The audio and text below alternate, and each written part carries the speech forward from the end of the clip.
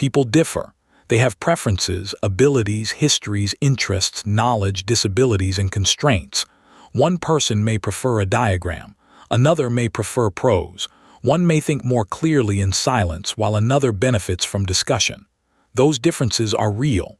They do not by themselves prove the popular learning style's prescription. The unsupported claim is more specific.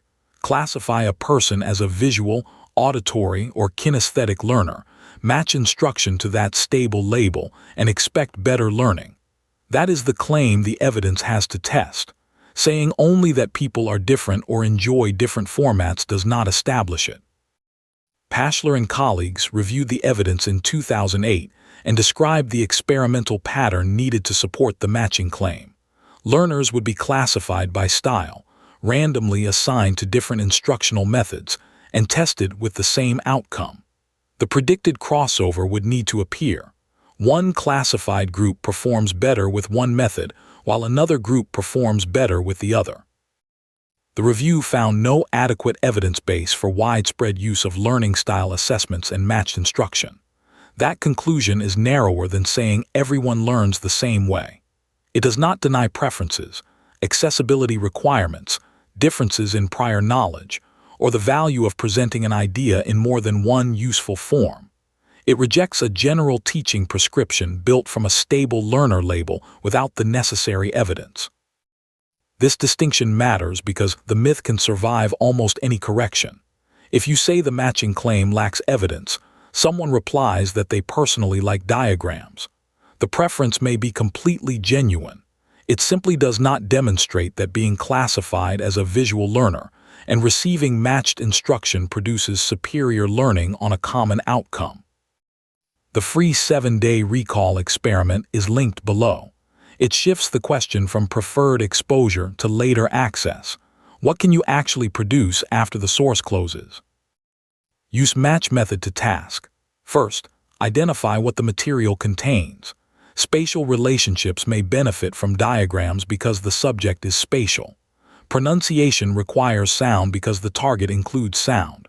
A physical skill requires performance because description cannot build coordination. A legal or technical decision may require a searchable reference because exact, current language matters. Second, identify the later performance. If the learner must distinguish two similar diagrams, practice should include that visual comparison. If the learner must speak a phrase, listening alone is insufficient. Speech and feedback are required.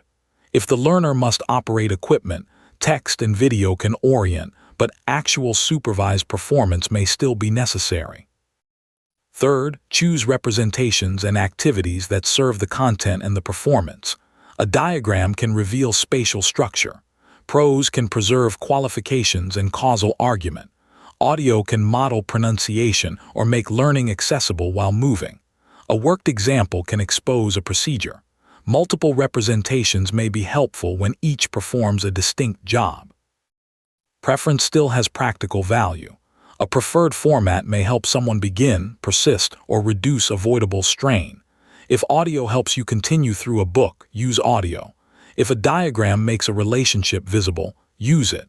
If written instructions let you review exact conditions, keep them. The correction is not to ignore preference. It is to stop turning preference into a permanent identity and an unsupported guarantee.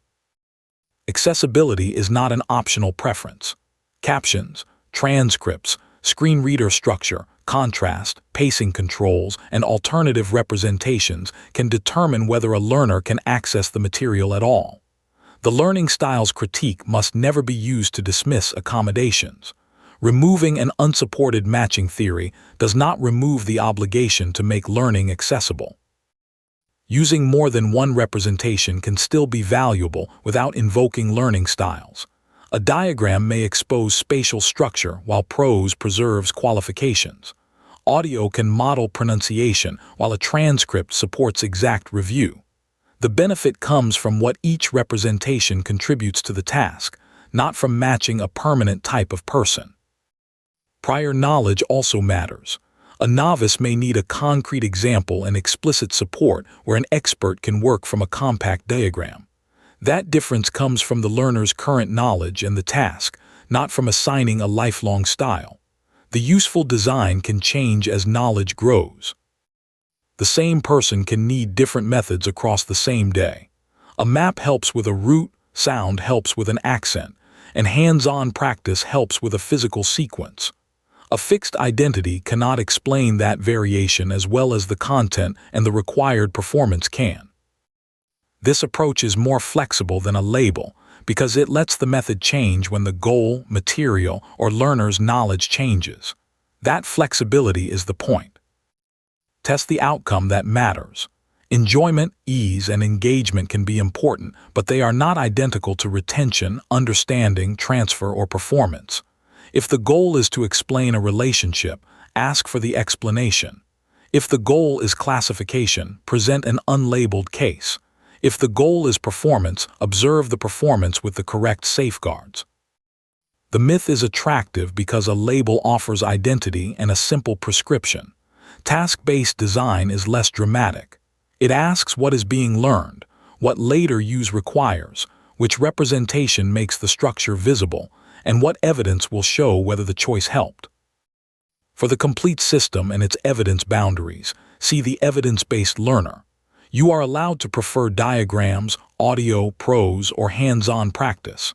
Match the method to the material and the future task, not to a fixed identity the evidence does not support.